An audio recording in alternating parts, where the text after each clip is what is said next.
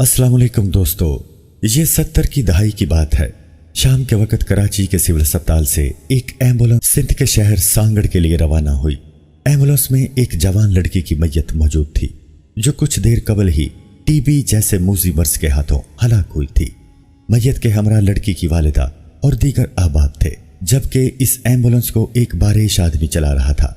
Ambulance में सोग का माहौल था, जबकि मैयत और लवाहकीन की देखभाल के लिए एक नौजवान नर्स भी एम्बुलेंस में मौजूद थी। फौत होने वाली लड़की की बूढ़ी वालिदा मैयत के हमरा सरापा गम बनी बैठी थी।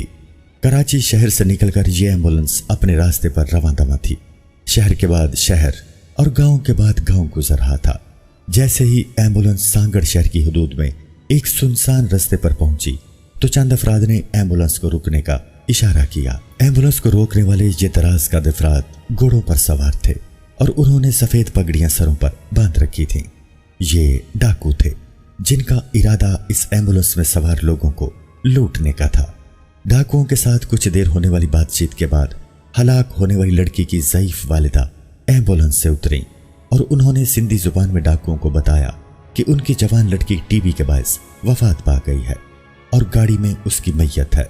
खातून ने डाकुओं को यह भी बताया कि इस एम्बुलेंस को चलाने वाला कोई और शख्स नहीं बल्कि अब्दुल सत्तार ईदी हैं। यह सुनना था कि डाकू घोड़ों से उतर आए। एम्बुलेंस के ड्राइवर को बगौर ऊपर से नीचे तक इस अंदाज में देखा जैसे वो बुजुर्ग खातून के कौल की तस्दीक करना चाह रहे हों। ईदी साहब को सर से पांव तक देखने के बाद एक डाकू बोला, हम मर जाएंगे तो हमें हमारे माँ बाप लेने नहीं आएंगे।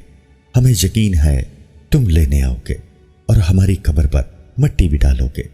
यह कहकर डाकू ने ईदी साहब का हाथ चूमा और अपनी जेब से ईदी फाउंडेशन के लिए 100 रुपए चंदा दिया और एम्बुलेंस को इज्जत और एहतराम से रुखसत कर दिया।